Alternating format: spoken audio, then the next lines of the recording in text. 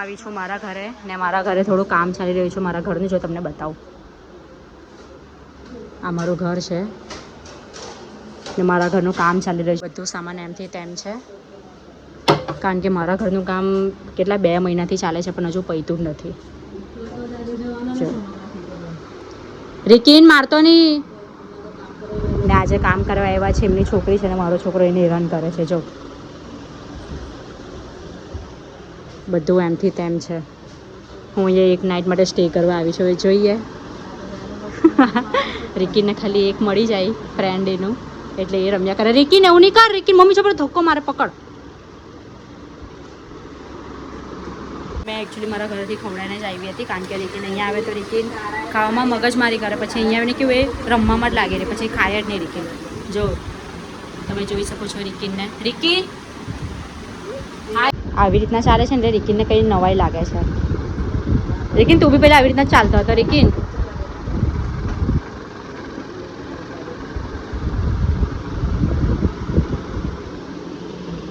તમે જોઈ શકો છો રિકીનની એક સાયકલ મેં અહીંયા રવા દીધી છે મારા ઘરે કારણ કે તાની સાયકલ જુદી છે ને એની સાયકલ અલગ 2 સાયકલ રાખી છે મેં કારણ કે ત્યાંથી જ્યારે આવું પછી મારે કેવું બધું સામાન લઈને આવવું પડે એના માટે મેં અહીંયાનું થોડું સામાન જુદું જ રાખ્યું છે.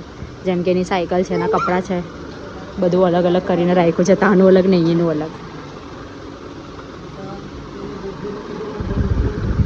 ઘરની સાફ સફાઈ કરીએ તો ઘરની સાફ સફાઈ કરતાં પણ ભાઈ અઠવાડિયું જેવું તો થશે જ સાફ સફાઈ કરતાં કારણ કે બધા રૂમમાં સામાન છે. તમે જોઈ શકો છો એકથી એક રૂમમાં સામાન જ છે બધો. એના માટે આ બધું સીધું કરતાં અમને તો અઠવાડિયું જેવું તો થઈ જ જશે પાક્કું.